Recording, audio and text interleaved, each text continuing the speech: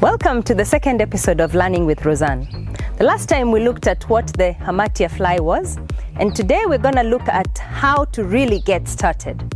There are two ways about it. There is the one way when we can attract the fly from the environment, and there is the second way where we can get already incubated eggs and start with the larvae rearing. Let's get right on to it. But before we do, please hit the subscribe button below.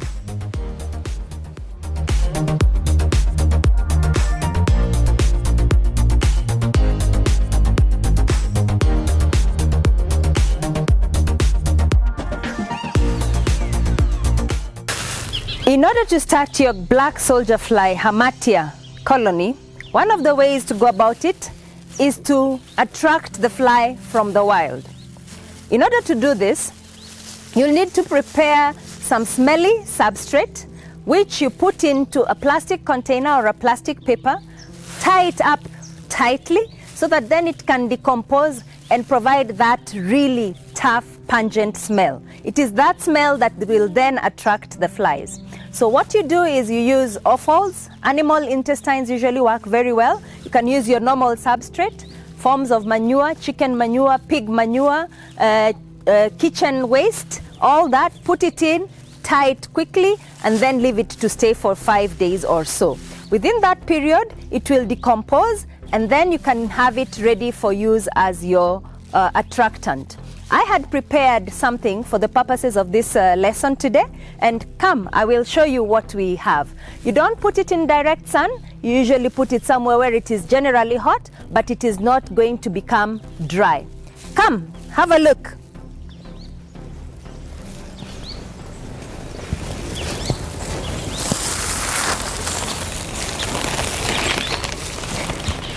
So this is the 5-day-old manure.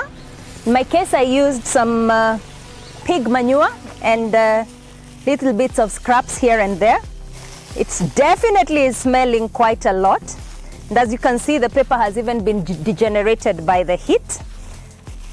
Yeah, you remove that. And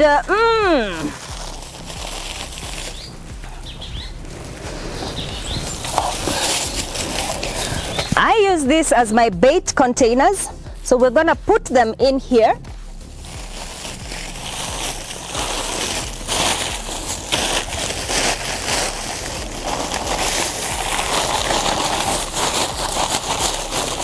And here is your attractant. Ideally, you can put high carbs and high protein items and let them decompose for a while. Items that have got quite some bit of fiber, like grass, not usually very good, so cow manure might not work very well.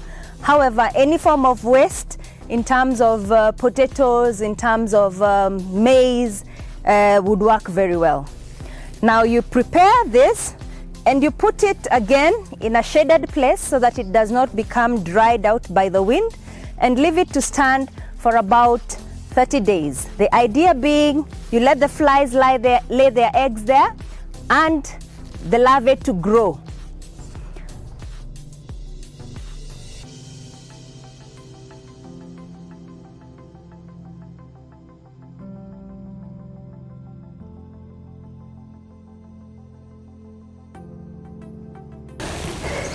So we will let that stay there, and we will check up at it after once every 5 days or so. The idea being to let the black soldier fly larvae take its entire time to get to pupae, which is roughly about 30 days from egg to pupae. We shall get back there after the 30 days to collect the pupae so that then we can put them into the adult fly cage. So we've prepared the attractant and we've set it out, and we've waited for about 4 weeks. What do we expect from that? This is a container that we had prepared for purposes of this lesson, and it has the larvae that have developed within the period of about 30 days. You'll see that you'll have multi-grade larvae because the eggs will have hatched at different rates. But of importance is to make sure that you collect everything that you find in your bait bin and put it aside so that you can take it now to the adult fly cage. It will comprise of some that have pupated, and it will also comprise of some larvae that are still growing. All this is what is going to constitute your first colony of adult Hamartia. So that was one way of starting your colony. The other way of starting your colony is by getting 5-day-old larvae or fresh eggs from local breeders within your vicinity and starting the process of breeding from that point. The 5-day-old larvae will take about 21 days to become what I just showed you, the pupa and the pre-pupa and the pupa. And then from there you just take them again to the adult fly cage, just as the ones that you had collected from the wild. So what are the advantages or disadvantages of either attracting it from the environment or getting a 5-day-old larvae that is ready from a breeder? The difference really is the same, but attracting from the environment is a skill that would be important to have because the fly is naturally occurring in most environments, and one of the sure ways of ensuring that your colony is strong and suited to the local environment is injecting it with fresh eggs from the local environment, thereby attracting it from the environment. When you get some seeds from the breeders, be they eggs or the 5-day-old larvae, you'll find that your process is much easier, and maybe you might avoid the element of having to wait the 30 days. You get into it right away. However, with the attracting, then it gives you a 30-day lead period during which you can also prepare yourself more and get ready in order to start off the colony fully. What you have here is pre-pupae. This is the stage at which you harvest them for feed, but you also leave some to become now pupae from here. These are brown. They will then turn slightly black and continue moving.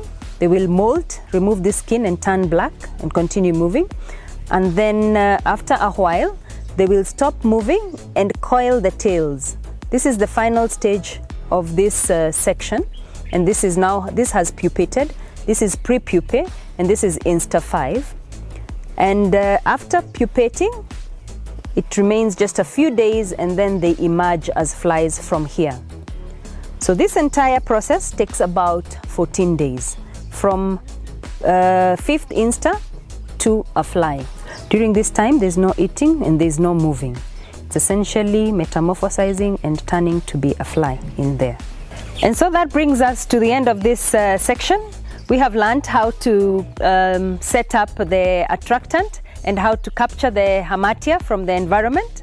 In the next episode, we're going to look at what then becomes of what you have collected. The larvae that then turns into pupae, which you then put into the adult fly cages. We've received quite a number of inquiries, and so we are organizing a familiarization tour. To register your interest, contact us through the emails provided below. And remember to hit that subscribe button. Until then, see you in the next lesson.